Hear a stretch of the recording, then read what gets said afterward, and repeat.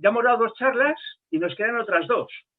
En las 2 que hemos dado, pues hemos visto la vida de Santo Domingo en Castilla, su niñez, sus estudios, cuando ya ingresa como canónigo de San Agustín en el Burgo de Osma, y la semana pasada vimos sus viajes diplomáticos por Europa. Y hoy pues ya nos metemos pues con una parte muy importante, que es la Santa Predicación en el Languedoc. Que habíamos dejado a Santo Domingo con Diego de Aceves en Montpellier. Voy a ir para atrás. Bueno, ahí está en Citeaux. Entonces, están ya para llegar a Montpellier.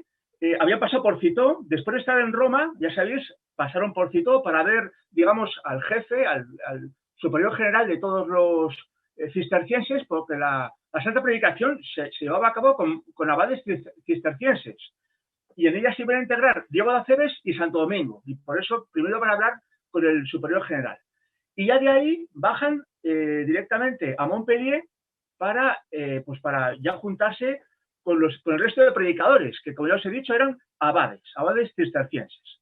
Bueno, aquí tenemos Montpellier en la Edad Media. Fijaos, está cerca de la costa, aquí está el mar Mediterráneo, cerca de la costa, y parece que fue ahí o que fue aquí, en este pueblo que se llama Castelnau-le-Lez.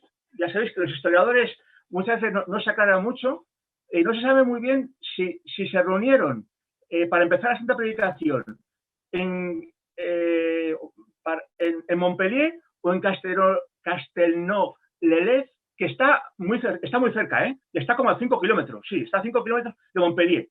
El hecho es que ahí se juntaron todos, en marzo de 1206, se juntaron todos y Diego, como obispo, pues les habló a los abades cistercienses y también a Domingo sobre cómo debería ser esa predicación. El asunto está, recordad lo que vimos en las charlas anteriores, cómo era la predicación clásica en la antigüedad. Era una predicación en la cual, pues en vez de predicar, lo que hacía la Iglesia era mostrar ostentosamente su poder, su autoridad, mediante grandes carruajes, ricas vestiduras, con cruces de oro con brillantes. Esas cruces, por ejemplo, se encuentran en Europa en muchas catedrales. Cuando uno va a una catedral, cuando uno visita el museo de la catedral, generalmente se exponen, aparte de cálices y cosas de esas, y ropajes litúrgicos, se exponen cruces de oro con piedras preciosas. Bueno, pues esas eran las cruces que se utilizaban, entre comillas, para predicar. Digo entre comillas porque en realidad no se predicaba, pero iban con esas cruces, la gente se quedaba pues admirada ante esa suntuosidad, y entonces la gente decía, la Iglesia tiene razón, hay que hacer lo que diga ella. Pero eso ya no funcionaba. Sabemos que eso ya no funcionaba por todo el cambio que estaba llegando a Europa. Ya estuvimos viendo todo el tema del gótico y también estuvimos viendo todo el tema del Jesús de los Evangelios.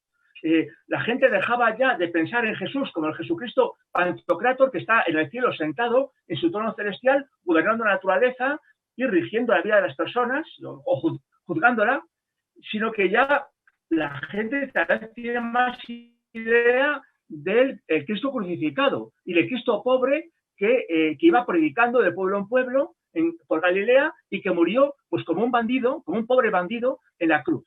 Esa es la idea, esa es la imagen que la gente cada vez iba teniendo más por lo que iban contando los cruzados y también por lo que iban contando los predicadores. Los predicadores, digamos, que no tenían el permiso del obispo.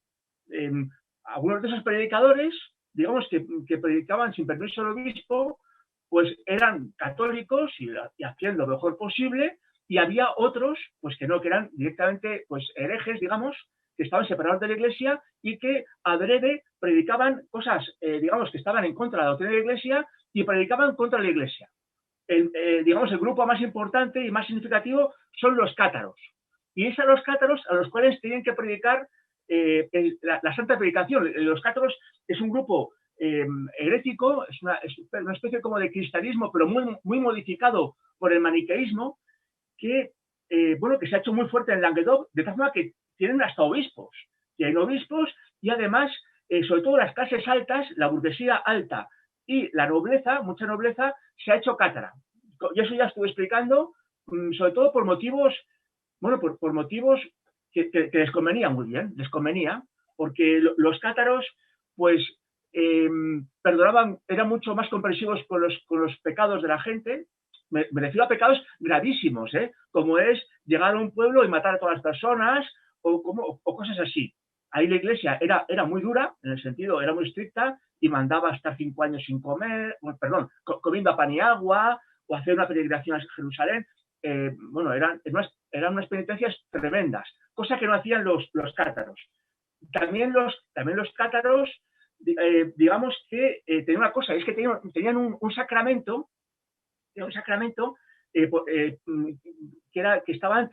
una especie como de extremaunción, según la cual, pues, aplicando ese sacramento a la persona, pues, según ellos, le garantizaban ir al cielo. Entonces ahí tenemos a este señor feudal que ha hecho todo tipo de barbaridades, que se convierte en cátaro, y entonces, cuando se va a morir, llega un misionero cátaro, le hace ese sacramento y teóricamente va al cielo. Claro, eso les convenía mucho. Eso les convenía. Y también, claro, también está todo el tema de los predicadores cátaros, que hay que reconocer que eran mucho más creíbles que los párrocos o que los obispos o que los predicadores que podía haber católicos. Y que sigan predicando a la antigua usanza, como les comenté, mostrando autoridad, mostrando riqueza y ostentación. Sin embargo, los predicadores cátaros, pues iban muy pobremente, de pueblo en pueblo, iban con hábitos o con trajes raídos, sucios, caminaban descalzos, iban mendigando comida y se ponían a predicar en las plazas de los pueblos. En vez de esperar que la gente vaya a escuchar esas iglesias, que es lo que hacían los abades o los párrocos, si es que predicaban, que la mayoría no predicaban, te digo, la mayoría no predicaban, pero en el caso de predicar, iban a la iglesia esperando que la gente fuese a ellos. Sin embargo, los cátaros no, los cátaros iban a los cruces de caminos y a las plazas de los pueblos y ahí convocaban a la gente y les predicaban.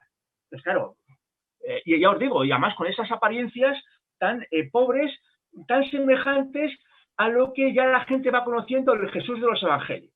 Bueno, pues con eso, con ese contexto, Diego se presenta ante los abades cistercienses. Aquí tenemos a los cistercienses, y entonces Diego de Acebes pues les habla de cómo debe ser esa predicación que tienen que hacer en el Languedoc. Y les dice que la predicación tiene que ser lo más parecido posible a los cátaros. Obviamente, menos en el contenido. El contenido no, claro, el contenido tienen que predicar el Evangelio y la doctrina católica. Pero salvo eso, tienen que parecerse lo máximo a los cátaros. Es decir, una predicación itinerante, una predicación mendicante, ir mendigando por los pueblos, tienen que realmente ser pobres y predicar en las plazas de los pueblos. Predicar en las plazas de los pueblos y en los cruces de caminos. Y es así, haciendo como hacen los cátaros, como van a conseguir convertir a los cátaros en católicos. Esa va a ser la forma. Dicen los historiadores que muy probablemente Diego de Acebes llevaba un documento del Papa. No se sabe porque ese documento no se conserva, entonces no se sabe, pero muy probablemente llevaba un documento del Papa en el cual el Papa animaba o obligaba a los abades cistercienses a obedecer o hacer caso a Diego de Acebes, porque de hecho es que les convenció. Nos dice Jordán de Sajonia que Diego de Acebes habló a los abades y les convenció. Y ellos, que iban con la idea de predicar a la antigua usanza, eso, con sus carruajes y sus riquezas y sus cruces de oro y esas cosas, pues en vez de eso, pues les convence para que dejen todo y salgan a pie, caminando de pueblo en pueblo a predicar. Les convence. Ahora digo, hay historiadores que dicen que muy probablemente les convence, aparte de por su persuasión con la palabra, porque debía llevar algún documento del Papa. Porque, como ya veremos, el Papa era, pues quizás en la Iglesia, el que estaba más convencido de que la predicación tenía que cambiar. De hecho, es el Papa el que va a promover, sobre todo, a las órdenes mendicantes. Es el que va a estar, estamos en el año 1206, el que 3 años más tarde va a aprobar la orden de los franciscanos. 3 años más tarde aprueba a los franciscanos, y después va a probar, bueno, y después no llega a... Pero bueno, o sea, eso ya lo veremos, ya lo veremos. Yo os digo, Inocencio III es un papa muy, muy importante en la historia de la Iglesia, ¿eh? Y es un papa importantísimo, es el que introduce la Iglesia en el gótico y es el que va a cambiar todo el esquema de la predicación. Y entre otras cosas lo hace fomentando las órdenes mendicantes. Bueno, seguimos porque me estoy enrollando mucho. Y ahí tenemos a Santo Domingo, que comienza la Santa Predicación. Tenía unos 32 años. Por entonces, más o menos, ¿eh? Y en esos momentos nos dicen que abandonó sus posesiones, las que podía llevar en esa comitiva. Recordad que él iba en la comitiva diplomática que iban a Dinamarca para coger a la novia, para llevarse a Castilla para que se casase con el hijo de Alfonso VIII. Pero como esa chica o bien se ha muerto o bien se ha hecho monja, pues ya sabéis que cambiaron de planes y por eso una cosa y otra acabaron en la Santa Predicación en Languedoc. Pero claro, Santo Domingo y Diego de Acebes seguían llevando todas sus cosas de esa comitiva. Entonces, en esos momentos nos dicen que Santo Domingo y Diego de Acebes dejaron sus cosas y escogieron indispensable. Para Santo Domingo, una cosa indispensable eran unos libros. Nos cuenta que Santo Domingo siempre llevaba el Evangelio de San Mateo y las cartas de San Pablo. Para él eran fundamentales en la predicación. Muy probablemente él se sabía de memoria o casi de memoria, pero le venía muy bien llevarlas a mano para repasar, leer, meditar, hacer lectura divina y también eso para tenerlas frescas para después predicar. Y por eso los llevaba. Y poco más llevó, nada más el hábito y se acabó. Bueno, dice Jordán de Sajonia en el 21 de Libellus, dice, a partir de este momento comenzó a llamarse no subprior, sino hermano. En estos momentos, Santo Domingo, digamos que dejó de tener ya mentalidad de canónigo, dejó de tener mentalidad de que formaba parte de una comunidad de canónigos y que tenía un cargo de superior, tenía un cargo muy importante, y bueno, pues comenzó a ser llamado o a pedir que le llamasen hermano y a predicar como un hermano más en el Languedoc. Es decir, comenzó a llamarse Fray Domingo. Ya sabéis que el término fray es una modificación castellana de fratum, así como en el italiano es fra, en castellano es fray. Bueno, seguimos. Bien, aquí tenemos la Santa Predicación. Este plano es el que dibujó Fridolí Pascal, y Elie Pascal, no sé por qué, pero le da por que comienza todo aquí, en Nimes. No sé por qué, él pone el comienzo en Nimes cuando la reunión fue en Montpellier. Son cosas de... Elie Pascal era historiador, era un fraile historiador. El hecho es que da igual si empieza en Nimes o empieza en Montpellier, el hecho es que empiezan a ir hacia el oeste, hacia el Languedoc. El Languedoc es más o menos desde Béziers hasta Toulouse.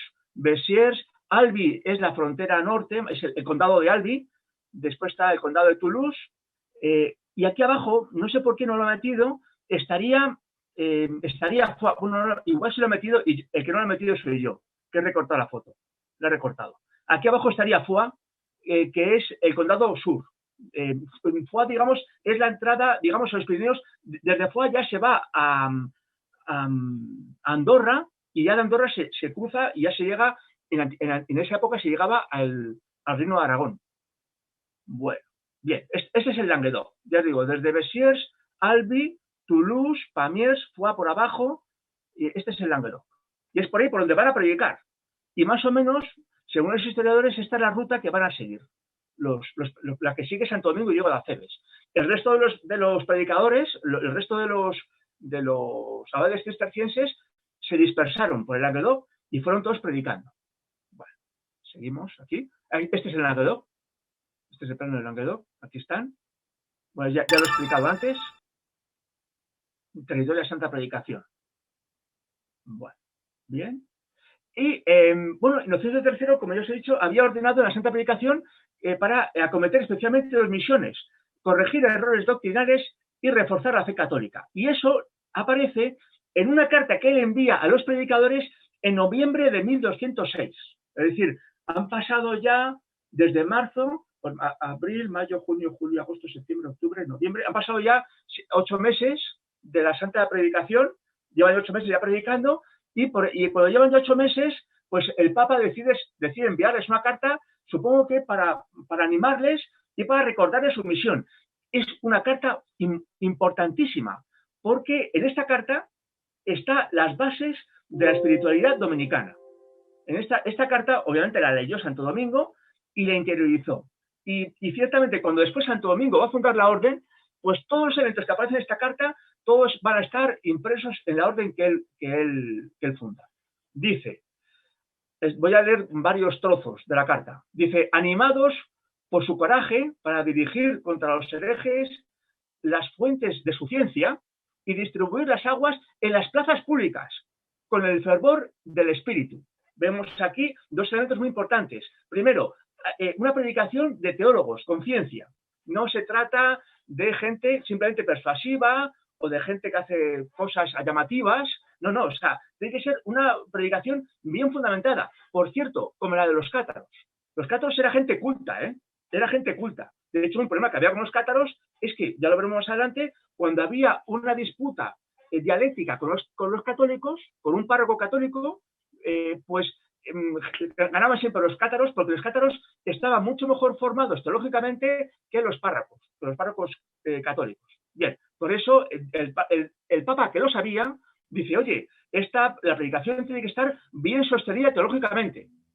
Bien. Y después, te os digo, dice, no vayáis a las iglesias a predicar, no esperéis que la gente vaya a vosotros.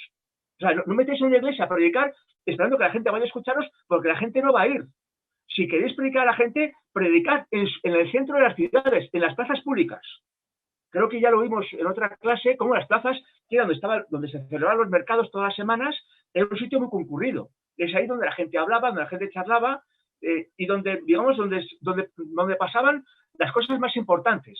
Digamos, eran como salas multiusos.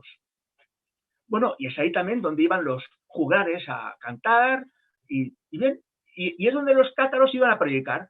Y entonces el Papa, que lo sabía, le dice, oye, id a predicar a las plazas públicas, como hacen los cátaros, para que la gente os oiga. Vale. Sigue otro tema muy importante, imitando la pobreza de Cristo pobre. Imitando la pobreza de Cristo pobre, a abandonar con una apariencia despreciable, pero con un espíritu lleno de ardor a las gentes despreciadas. Es decir, joder, si vais a predicar a los pobres, y además vais a predicar el Cristo pobre, pues id vestidos pobremente. O sea, no tiene sentido que sigáis predicando la antigua usanza, con esos ropajes tan suntuosos y tan caros y con esas cruces de oro. No tiene sentido. Si vais a predicar a gente pobre y vais a predicar al Cristo pobre, id pobremente vestidos.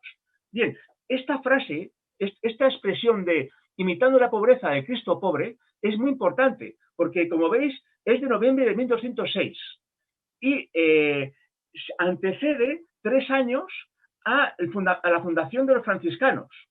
Generalmente esta expresión, a ver, os tengo que decir que aparece en las constituciones, en la regla de San Francisco, la regla de 1223, me parece que es. En la regla de San Francisco, en la tercera regla, ya sabéis que San Francisco tuvo que hacer 3 reglas. Las 2 primeras sus frailes se las tacharon, se las rechazaron, y la tercera, de 1223, es la que la aprobaron. Y en esa tercera regla aparece la imitación o el seguimiento de Cristo pobre. O sea, seguir pobremente a Cristo pobre, lo que aparece en sus constituciones, de los franciscanos. Y siempre se ha dicho que era digamos, un invento o, digamos, algo que fue San Francisco el que lo introdujo en la Iglesia. Y no es así. Fue el Papa, Inocencio III, 3 años antes de que San Francisco fundase su orden. 3 años antes, ya el Papa, en esta carta, habla de seguir pobremente a Cristo pobre. Es que es una expresión muy importante porque marca tremendamente la espiritualidad de los mendicantes, de los franciscanos, de los dominicos y más tarde de los carmelitas y de los agustinos. Es muy importante. Ya os digo, generalmente se suele decir, o siempre se dice, que fue San Francisco el que crea esta expresión y el que introduce este elemento en la espiritualidad.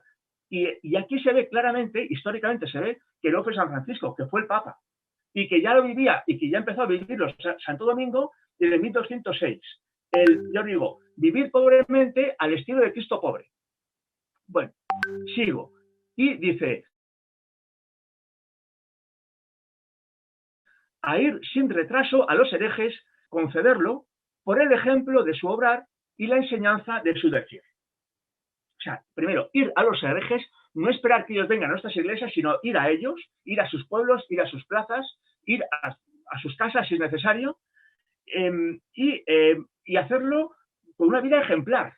Una vida ejemplar. O sea, no puede ser que, bueno, pues eso, como estaba pasando, pues había, pues que es que los párrocos, me meto mucho con los párrocos, el problema que había con los párrocos, que yo creo que ya lo he comentado, es que la mayoría de ellos se hacían párrocos sin vocación, sino que era, bueno, pues ese chico que no sabía muy bien qué hacer con él, y entonces, pues, el señor feudal habla con el obispo y le dice, venga, a ver si colocas este chico en una parroquia, no sabemos qué hacer con él. Y ese chico, pues, sale a párroco, sin ninguna vocación. Es lo que pasaba. Bien. Bueno, pues, para evitar esos errores, bueno, pues, el Inocente III dice, no, aquí hay que ir predicando con una vida ejemplar, predicando con el ejemplo del obrar, y, os digo, y vuelve otra vez con el tema de la enseñanza. Otra vez el tema de la enseñanza. Entonces, como veis, él repite ideas para que se les vaya quedando en la cabeza a los abades cistercienses, obviamente también a Santo Domingo y a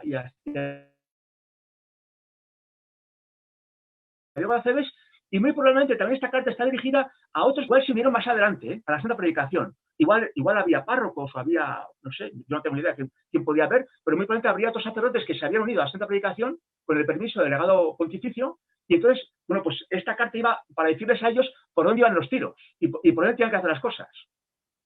Esta carta, ya os digo, es muy importante porque, como veis, marca el carisma de los mendicantes, y entre otras cosas, de los dominicos.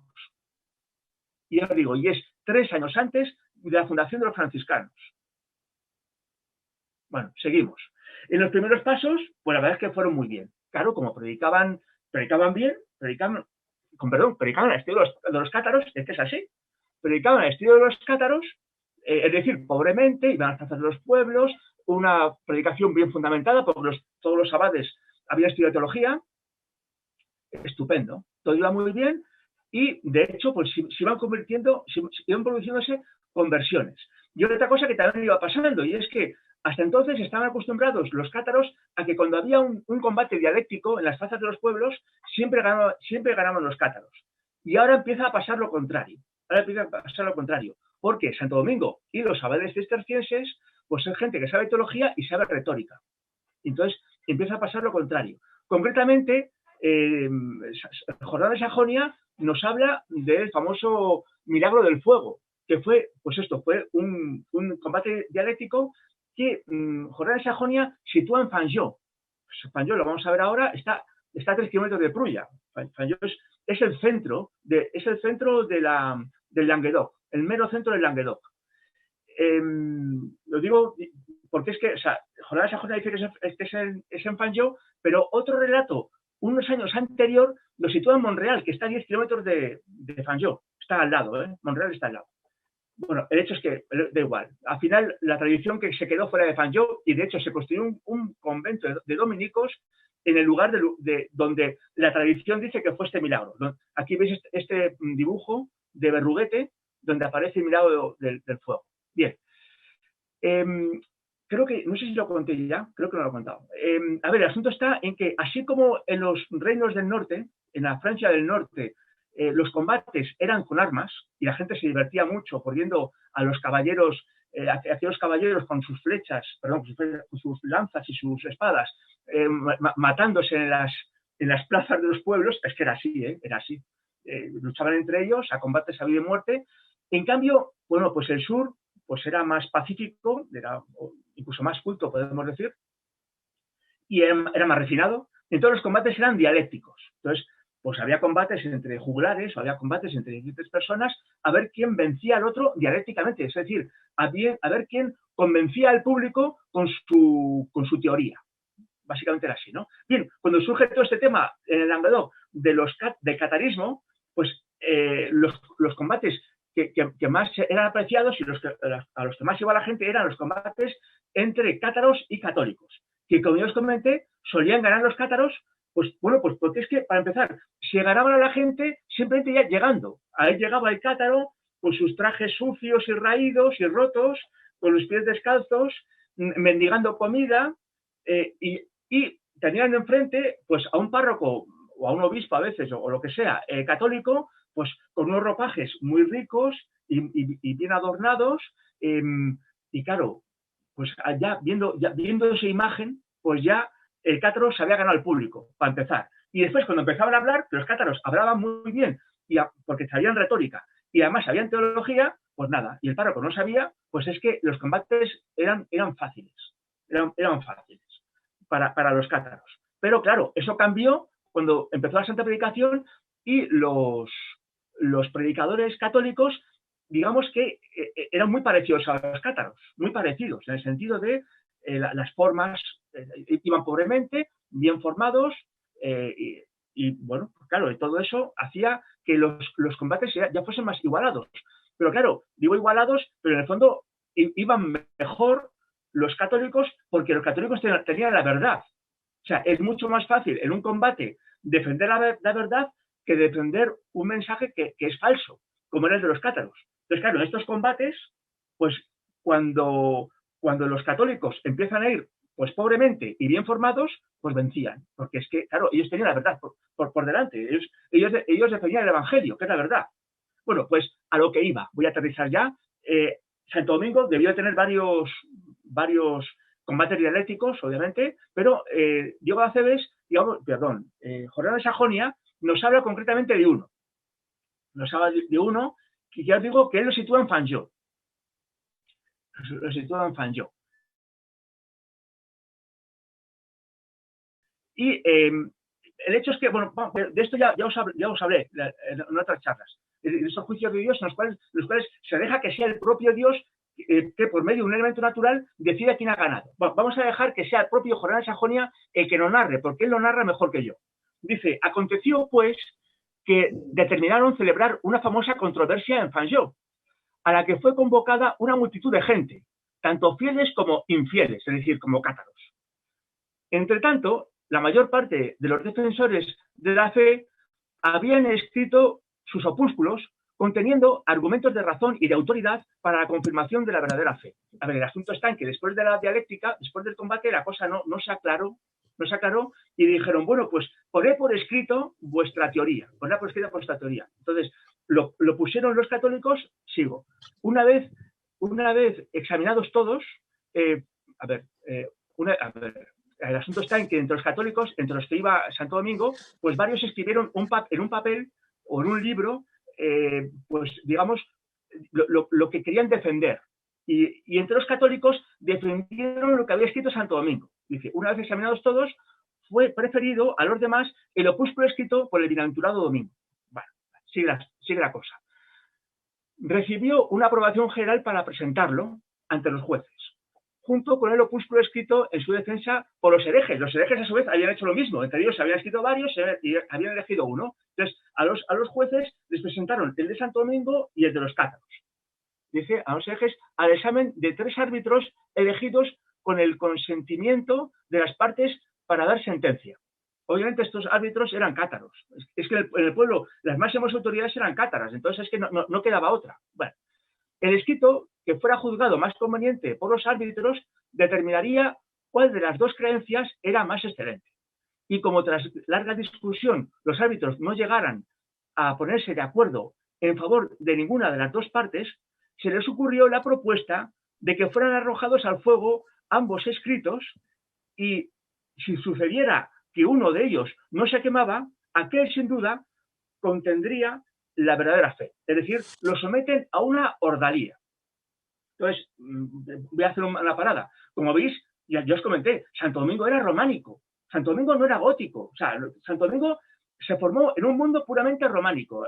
Románico era Caneruega, y lo era Gumiel de Izán, y Palencia, y Burgo de Osma, incluso el Languedoc era románico. Es decir, seguían todavía con la espiritualidad antigua de Pantocrátor, y claro, dando clases a las niñas, introducían el catarismo en las niñas del Languedoc. Otra cosa muy importante que hacían las cátaras era las comunidades cátaras era apoyar a los predicadores cátaros. De tal forma que cuando los predicadores iban de pueblo en pueblo, donde residían era en los viaterios de las cátaras. Ahí esos viaterios tenían una hospedería y el predicador cátaro ahí pues iba a dormir y las mujeres cátaras le ayudarían muy probablemente espiritualmente y físicamente. Le alimentarían bien, le curarían las heridas, le remendarían el hábito que llevaba puesto y muy probablemente también le ayudarían espiritualmente. Muy probablemente esa sería la misión de esas beatas cátaras. Bien, todo esto lo cuento con tanto detalle porque después va a ser lo que Santo Domingo y Diego de Aceves harán con las dominicas de Prulla.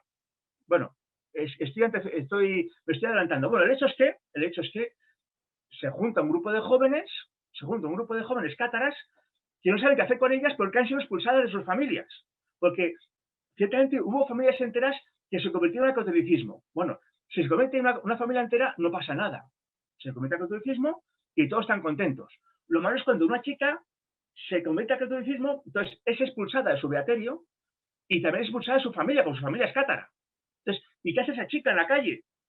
¿Qué hace esa chica en la calle? Entonces, empezó a juntarse cada vez pues un grupo, pues no sé cuántas serían, si 10, 15 chicas jóvenes cátaras procedentes de beaterios que no sabían qué hacer con ellas. Y entonces, claro, vamos a pasar. Bien, lo lógico para Santo Domingo Diego de Aceves, y lo más práctico, es haberlas enviado fuera del Languedoc a un monasterio cisterciense, a un monasterio de monjas cistercienses. Es lo más fácil. No sabes qué hacer con ellas, ya llevan una especie de vida religiosa en sus beaterios, con lo cual saben un poco lo que es la vida monástica, en cierta medida, es un poco lo que es ese asunto, ya están convertidas, entonces hablan con cualquier abad y entonces el abad las enchufa y las envía a un monasterio que esté fuera del Languedoc y ya está, y el problema quitado. Todos, ya está, ellas están contentas en ese monasterio y los predicadores se han quitado el problema de encima, el problema de a ver qué hacen con ellas. Yo creo que se entiende bien, ¿no? Eso sería más fácil, el quitárselas de encima enviándolas a un monasterio cisterciense. Bien, y sin embargo, hicieron todo lo contrario. Diego de Aceves y Santo Domingo decidieron hacerse cargo de ellas y no solamente eso, sino que además van a fundar una comunidad de monjas con ellas. La fundan aquí, en Prulla, ahí mismo, donde está el círculo, es donde ahora está el monasterio de Santa María de Prulla y es donde estaba. El monasterio de Santa María de Prulla. Y el lugar que escogen es un lugar, pues tremendamente, está muy bien pensado, es muy estratégico, muy estratégico. Vamos a verlo aquí, aquí está.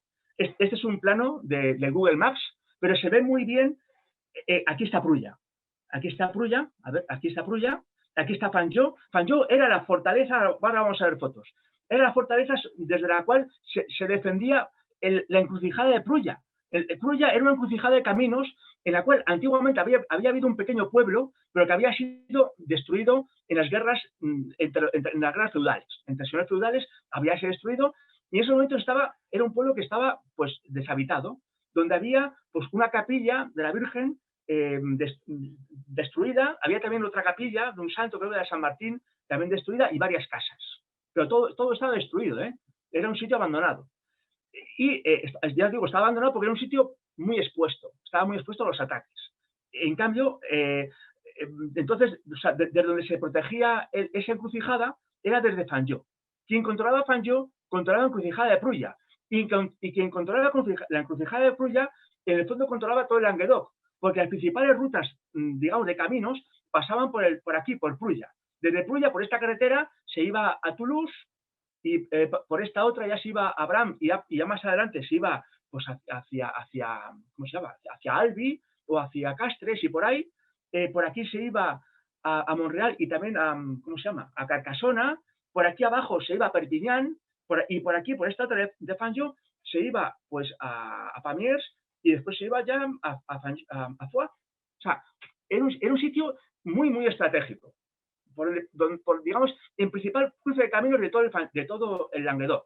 Bueno, pues ahí, en ese principal cruce de caminos, es donde Santo Domingo y Diego de Aceves deciden fundar el monasterio. Obviamente, cuando lo sitúan en un sitio tan céntrico, pues tenía un porqué. Y era para que ayudasen estas hermanas en la santa predicación. Eso estaba claro. Querían que ese monasterio de hermanas contemplativas, ese monasterio de monjas, fuese, digamos, la base, fuese el sustento, el cimiento de la santa predicación. Bien. Seguimos, aquí está Prulla, en francés es Prulle, por eso pone aquí, es que esto, como es el mapa de... Esto está hecho por, bueno, aquí está Prulla, aquí está Fanjó, por cierto, aquí está Montreal, como veis está muy cerca. Bien, el asunto está, voy a ir para atrás otra vez, voy a seguir con el tema de las monjas. Entonces, ¿quién fundan las monjas? Y claro, lo que hace Santo Domingo y Diego de Acebes es de nuevo coger el ejemplo de las cátaras, o de los cátaros. Así como en la predicación habían cogido el ejemplo de los cátaros e imitaron a los cátaros en todo, obviamente, menos en el contenido de la predicación, que era, ellos predicaban el Evangelio y la doctrina católica, los cátaros no, pero el resto era prácticamente como los cátaros. En el tema de las monjas, pues también va a ser muy parecido, Van a coger el sistema de las cátaras. Entonces, van a montar un monasterio con mujeres que van a ayudar a los predicadores, tanto físicamente, ya os digo, curándoles las heridas, alimentándoles bien, reventándoles los trajes y los hábitos si es que lo llevaban rotos y todas esas cosas, dándoles hospedaje, y también espiritualmente, lo cual va a ser muy importante, el tema espiritual. Y Santo Domingo, el tema espiritual era muy importante. Santo Domingo ya llevaban predicando bastantes meses, Ya van predicando. Cuando se funda Prulla, no sé si se funda a finales de 1206 o comienzos de 1207, es decir, llevaban casi un año predicando, Ya sabían muy bien de qué iba a predicar en el Languedoc y lo difícil que era, lo complicado y sobre todo a nivel espiritual, bueno, pues lo duro que era. Era muy duro ir a los pueblos, que la gente te insulte, que te hagan trampas, que se rían de ti, a veces te pasaban cosas malas, a veces cosas buenas, pero realmente era muy duro, imaginaos, estaban predicando en una zona enemiga, Entonces, sabían que los predicadores lo pasaban muy mal, lo pasaban fatal, y que tenían crisis espirituales tremendas. Y quien mejor ayuda espiritualmente a una persona que tiene problemas, lo sabía muy bien Santo Domingo, que eran la gente espiritual, los contemplativos. Santo Domingo lo sabía de dos formas. Primero lo sabía porque, como bien sabemos, Santo Domingo había leído, había estudiado y había interiorizado las colaciones de Juan Casiano. Las colaciones de Juan Casiano son fundamentales. Ya sabéis ese texto que se escribe en el siglo V, Juan Casiano, que había sido monje en el desierto y que después funda dos monasterios al lado de Marsella, uno femenino y otro masculino, y entonces para formar a sus monjes y a sus monjas escribe dos textos muy importantes. Una son las instituciones, donde habla de las tesis de los monjes del desierto, y otros son las colaciones, donde habla de la mística, de los monjes del desierto. Las instituciones y las colaciones las leyó Santo Domingo, y sobre todo las colaciones, que es el más importante de los dos. Y ahí habla muy bien de la espiritualidad de los monjes. Y en ese texto, es a lo que iba, se ve perfectamente que para acompañar bien espiritualmente a otra persona, ayuda muchísimo ser contemplativo. Los mejores acompañantes espirituales son los contemplativos. Y eso lo sabía Santo Domingo, lo sabía muy bien. Y por eso, para ayudar espiritualmente a los predicadores, fundan un monasterio de contemplativas. Y otro elemento muy importante, para que haya un ambiente contemplativo, es muy importante la clausura. Entonces, fundaron un monasterio ya de primeras de clausura. Y ahí hay una diferencia con las cátaras. Porque las cátaras eran beaterios. Los beaterios generalmente no tenían clausura, sino que salían de aquí para allá, tal. Las monjas no. Santo Domingo sabía muy bien que para tener buenas contemplativas tenían que vivir en una clausura que las protegiese del ruido, del caos, del bullicio del mundo. En un lugar, digamos, cómodo para estar con Cristo. Es decir, que la clausura, digamos, ayudase a las hermanas a generar dentro de la clausura el reino de Dios. Y que en esta clausura, en el silencio de la clausura, pudiesen compartir su experiencia de Dios y pudiesen, digamos, sentir íntimamente la palabra de Dios en su corazón. Y es así como ellas se convertían en verdaderas contemplativas y podían ser buenas acompañantes espirituales para los predicadores y para cualquiera. No sé si se entiende, ese es el truco, esa es la clave, digamos, de la fundación de Prulla. Fundan un monasterio de clausura muy estricta, además, para que vivan muy íntimamente, muy fuertemente, digamos, la experiencia de Cristo dentro del monasterio, para que a su vez sean grandes contemplativas que puedan acompañar bien a los predicadores. Esa es la clave. Entonces, como os dije, Santo Domingo esto lo hizo, digamos, porque tenía, digamos, por una parte, la referencia de las colaciones de Juan Casiano, en las cuales esos monjes del desierto vivían en la clausura del desierto y eran grandes contemplativos y eran grandes acompañantes. Eso por una parte. Pero Santo Domingo lo sabía también por propia experiencia. Recordad que Santo Domingo era canónigo en el Burgo de Osma y los canónigos hacían vida contemplativa. Y nos dice Jornal de Sajonia que cuando estuvo sus años en el Burgo de Osma, Santo Domingo dice que apenas salía de la clausura, apenas salía de la catedral. De las pocas cosas que dice Jornal de Sajonia de Santo Domingo en el Burgo de Osma, pues una es que Santo Domingo se formó espiritualmente leyendo las colaciones de Juan Casiano, esa es una cosa que dice, y otra cosa que dice es que Santo Domingo vivió estrictamente la clausura. Son dos cosas que dice de Santo Domingo. Y obviamente no las dice por azar, las dice expresamente pensando en las monjas. Y en los frailes también, pero sobre todo en las monjas. Es que es clave, es clave. Entonces, Santo Domingo, que sabía muy bien lo bueno que es la vida contemplativa vivida en clausura, porque él lo había vivido y él se había enriquecido con ello, y a su vez él había acompañado espiritualmente a los peregrinos que iban a la catedral y a la gente que iba a la catedral. Recordad que Santo Domingo fue sacristán. Los sacristanes tienen que andar todo el día por la iglesia, y estando por la iglesia la gente iba a hablar con él. Y eso yo lo sé por San Esteban. San Esteban, el sacristán que anda por la iglesia, es el que más habla con la gente, porque como está todo el día por la iglesia, pues la gente habla con él. Y muchas veces no son conversaciones de fútbol o no hablan de política, sino que hablan de temas profundos y espirituales. Y para ayudar a esa gente, Santo Domingo se dio cuenta que le venía muy bien su propia experiencia espiritual, le venía fenomenal. Bueno, pues eso que él aprendió y que vivió en el Burgo de Osma quiere que se haga presente, que se haga real en el monasterio de Santa María de Prulla. Quiere una comunidad de monjas realmente contemplativas, realmente unidas a Cristo, protegidas por una buena clausura, para que cuando vayan los frailes, cuando vayan los predicadores a hospedarse con ellas, además de ayudar físicamente, les digo, comiendo esas cosas y dándoles hospedaje, sobre todo les ayuden espiritualmente.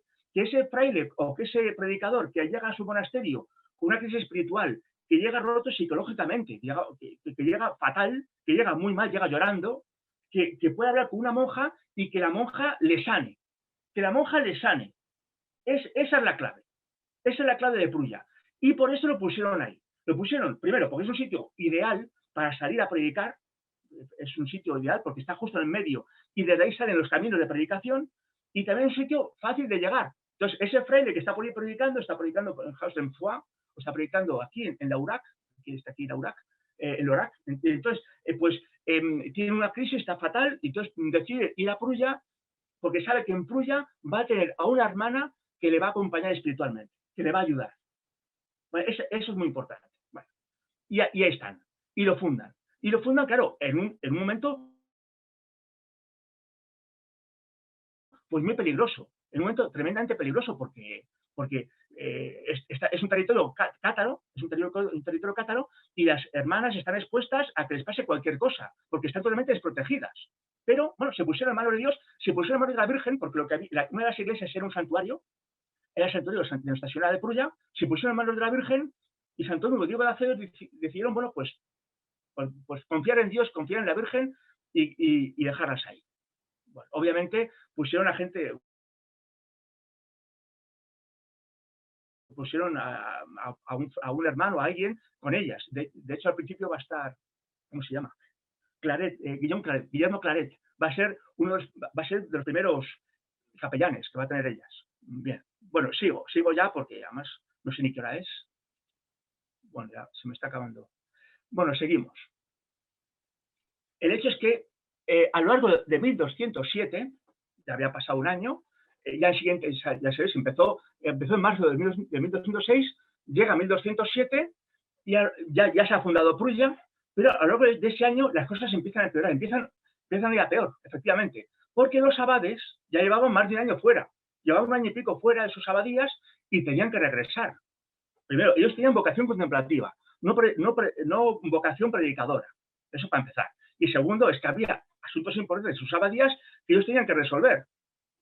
Muy probablemente cuando estaban por ahí predicando, le llegarían correos de gente, oiga, padre, que tienes que ir a la abadía porque ha habido un incendio y hay que hacer tal, o vaya porque el señor feudal exige no sé qué y tiene que ir usted a resolverlo. Cosas que pasaban, ¿no? Y entonces van regresando uno a uno, se van regresando todos los abades durante el año 1207 y para colmo, Diego de Acebes, que tenía que ir de vez en cuando a su diócesis, que era un mes y pico de camino, un mes de camino, tenía que ir a su diócesis porque directamente tenía asuntos que resolver en su diócesis, pues resulta que a finales de año, a finales de 1207, estando en el Burgo de Osma, se muere. Ya era una persona mayor, tenía ya mucho, imaginaos, llevaba un año y pico predicando por ahí, de pueblo en pueblo, itinerantemente, con varios viajes a Osma, atravesando los Pirineos, por cierto, que no es un paso fácil, los Pirineos, y bueno, pues el hombre ya agotado se murió. Y entonces, pues tenemos que Santo Domingo prácticamente se quedó solo. Prácticamente se quedó solo. Así lo cuenta, así lo dice Jordán de Sajonia. Dice, en el número 37, dice, desde la muerte del obispo de Osma hasta el concilio de Letrán, que es en 1215, transcurrieron aproximadamente 10 años, durante los cuales permaneció Fray Domingo prácticamente solo en la región. Estuvo allí, en realidad, como vemos, fueron 8 años, no 10, pero bueno. Estuvo ahí, pues eso, 8, 9, 10 años, Santo Domingo predicando solo en la región. Totalmente solo parece que no estuvo, porque Santo Domingo también fue al Burgo de Osma de vez en cuando, y cuando iba al Burgo de Osma, entre otras cosas, tuvo que ir al Burgo de Osma para votar al siguiente obispo. Tuvo que ir para eso. Y cada vez que iba Santo Domingo al Burgo de Osma, hacía fichajes. Fichaba algún canónigo o algún sacerdote secular de la diócesis para que se fuese con él a predicar. Pero claro, una vez que llegaban a Prusia y ya se podía predicar, pues después iban solos a predicar, no iban en comunidad, iban solos. Y muy probablemente en algunos momentos estaría él solo porque esos que le ayudaban pues estarían en otro sitio. Bueno, el hecho es que fueron años en los que Santo Domingo realmente lo vivió solo. Pero, bueno, dice que estuvo prácticamente solo predicando. Pero claro, hay que tener siempre en cuenta que Santo Domingo tuvo una gran ayuda. Bueno, espérate, voy para atrás. Tuvo una gran ayuda que fue Prusia, las hermanas de Prusia. Claro, Santo Domingo estuvo solo, pero no estuvo totalmente solo, sino que Santo Domingo siempre contó con las hermanas de Prusia. Siempre contó con las hermanas de Prusia. En esa ayuda física y sobre todo espiritual. ¿Cuántas veces Santo Domingo habría estado llorando en Prusia? Yo me lo imagino, muchísimas veces. Que llegaría, pues, por cosas que habría visto, y las hermanas tuvieron que consolarle y tuvieron que acompañarle espiritualmente. Tuvieron que acompañar espiritualmente a Santo Domingo. Bueno, pues sigue la cosa y empeora. Y empeora, voy a seguir por aquí. Empeora, porque resulta que Castelnau, que era el legado pontificio, el legado pontificio de la Santa Predicación, se lo cargaron, o sea, lo mataron. Ahí vemos la imagen de esos dos pérfidos cátaros matando al legado pontificio, ahí con su mitra y todo. Lo mataron en 1208. Entonces, claro, ante esa situación, vamos a ver qué tenemos aquí, ante esa situación, el Papa Inocencio III, claro, vio que la situación estaba pues muy mal. Se le habían ido casi todos los predicadores, solo le había quedado uno, y que además era español, que esa es otra. Que claro, que esto no lo he comentado. Que una cosa muy importante es que Santo Domingo perfectamente se podía haber vuelto a su diócesis.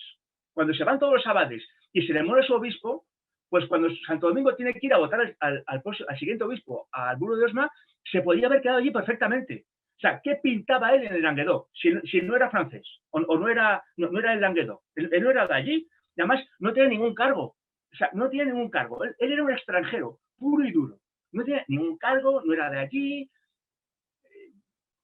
o sea, no pintaba nada. Y sin embargo, se quedó con todas las cosas en contra, y siguió quedándose cuando después ocurre esto, y es que el Papa Inocencio III, ante aquella situación, decidió convocar una cruzada.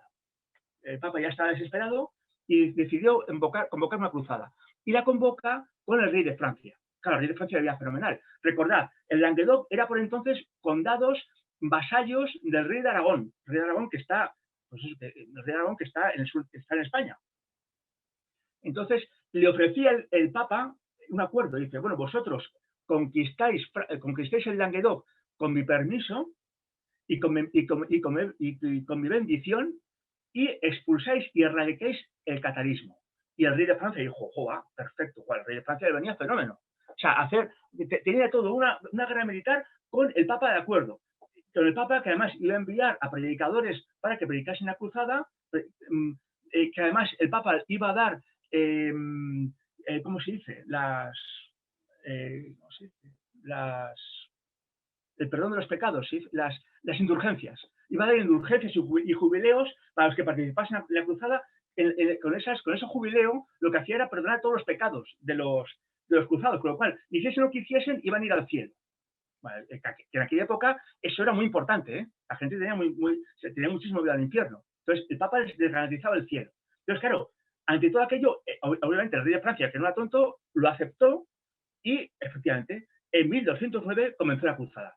Vino del norte de Francia, de la zona de París, un gran grupo de caballeros feudales con sus siervos y con muchas mesnadas de soldados, y se plantaron todos en Montpellier. A ver si tengo aquí esta cruzada. Se juntaron todos en Montpellier. Aquí está. Volvamos otra vez al plano de antes.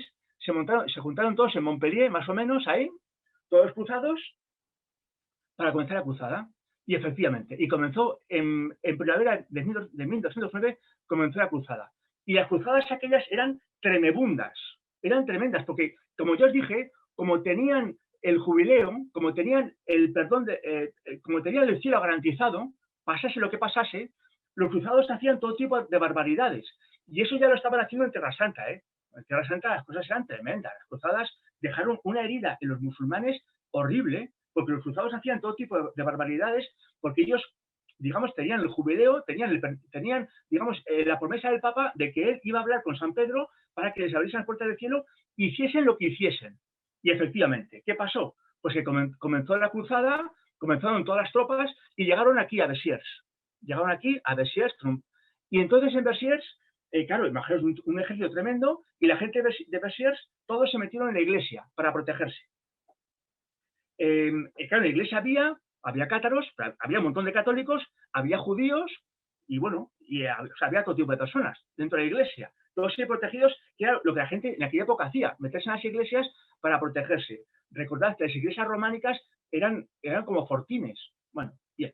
Se metieron todos en la iglesia, y entonces estaban todas las tropas fuera, y le preguntaron, no sé si fue el legado pontificio o un obispo, le preguntó, los cruzados le preguntaron, bueno, ¿qué hacemos ahora con esta gente? ¿Qué hacemos con esta gente?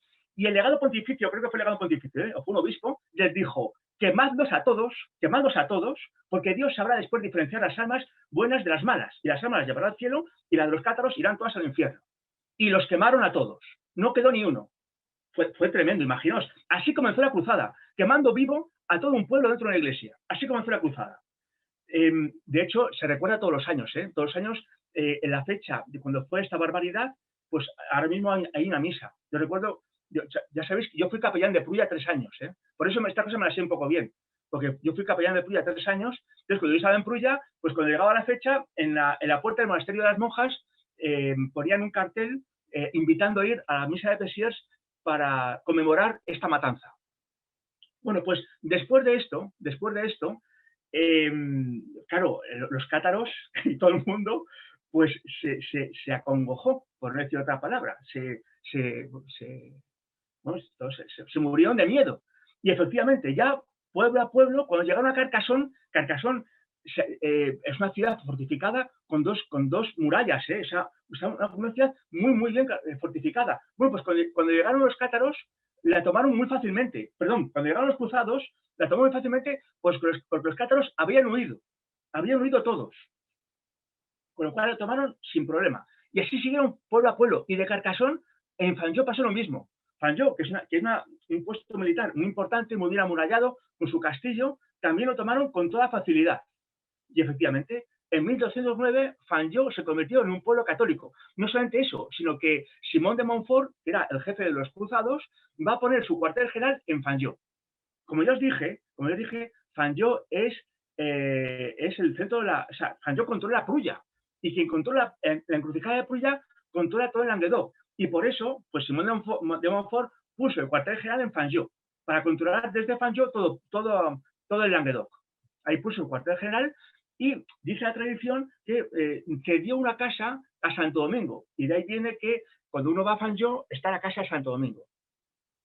Si algún día queréis que hagamos la visita a lugares dominicanos del sur de Francia, ya lo tengo preparado, el PowerPoint, ya está preparado, pues veremos todas estas cosas. Veremos el lugar donde fue el mirador del fuego, veremos la casa de Santo Domingo en Fanjeau, veremos Prulla, obviamente, Carcassona y tal. Bueno, no sé ya por dónde iba. Bueno, seguimos. Y bueno, y Santo Domingo siguió predicando. Como ya os dije, en medio de la cruzada, porque la cruzada duró muchísimos años. Aunque el primer arreón de la cruzada fue rápido y tomaron Fanjeau con facilidad, el centro del catarismo lo tomaron con facilidad, después los cátaros se hicieron fuertes, se retiraron sobre todo los Pirineos, ahí se hicieron fuertes, y la cruzada duró hasta los años 40. Estamos en el año 1209, hasta la década de los 40, es decir, pasados 30 y tantos años, pues no acabó la cruzada.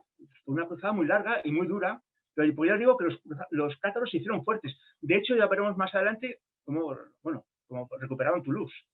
Bueno, y en plena batalla, en plena cruzada, que os dije que era tremenda, porque los cruzados hacían lo que les daba la gana, todo tipo de tropelías, porque sabían que iban a ir al cielo, de todas, según bueno, pues ahí siguió Santo Domingo predicando. Y vuelvo a decir, Santo Domingo tenía todo el derecho del mundo de haber regresado a su comunidad. Podía haber regresado tranquilamente al Burgo de Osma. Él era canónigo del Burgo de Osma. Él, vuelvo a repetir, no pintaba nada en el Languedoc. No tenía ningún cargo, no tenía nada. Él pintaba en el Languedoc y se podía haber regresado tranquilamente. De hecho, abro un paréntesis, como no tenía ningún cargo, en 1214, ya pasados bastantes años de cruzada, el obispo de Toulouse le nombró párroco de Fanjeau para que tuviese un cargo institucional en Languedoc, porque es que ya os digo, que no tiene ningún cargo, y hasta 1214, que es cuando le nombran párroco en Fanjeau, pues no tuvo ningún cargo. Bueno, yo digo, entonces se podía haber ido tranquilamente, y no se fue.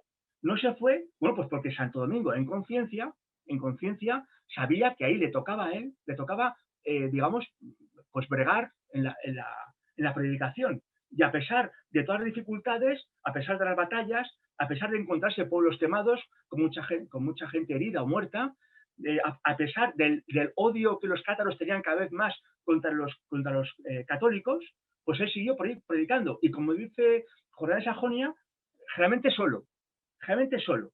Pero claro, aquí fue muy importante la ayuda de las dominicas, todavía no eran dominicas porque no se había fundado la orden, pero con la ayuda de las monjas de Prulla. Las monjas de Prulla fueron fundamentales. Muy probablemente, en mi opinión, si Santo Domingo no hubiese tenido la ayuda de las monjas de Prulla, se hubiese vuelto, porque es que se habría desmoronado. Cualquiera se habría desmoronado en esa situación tan complicada. Este español solo, allí, en esa zona de batalla, entre enemigos, encima de una zona que no es su cultura, tampoco es su lengua.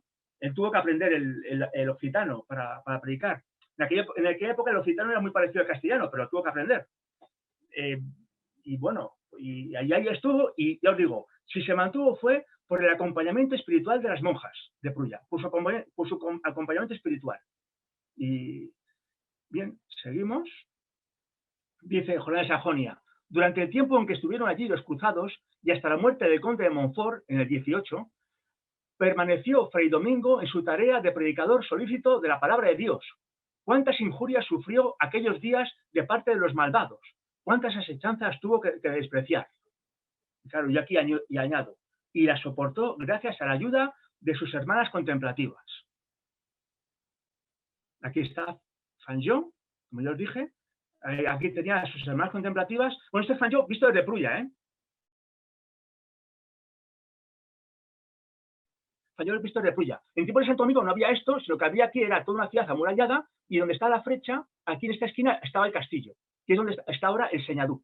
El Señadú, si algún día hacemos la visita a lugares dominicanos, veremos el Señadú en fotos. Aquí está el Señadú. Aquí estaba el castillo, y desde ese castillo se vigilaba la encrucijada, que está aquí, donde está el árbol, por aquí está la encrucijada, de ahí se encontraba la encrucijada. Bueno, y ahí está, la Prulla. Es que estoy repitiendo lo mismo, como dije, las hermanas de Prulla fueron fundamentales para él, siguió la cruzada y siguió muchos años, ¿eh? Y ya hasta aquí ya paramos la charla de hoy, porque la fundación de la orden es cuando los cruzados tomen Toulouse a finales de 1214 o comienzos de 1215 es cuando toman Toulouse, y entonces ya Santo Domingo pone el centro de predicación en Toulouse, deja Fanjó o deja Prulla y se va a Toulouse. Y es en Toulouse cuando va a fundar la orden. Pero eso ya lo veremos el próximo día.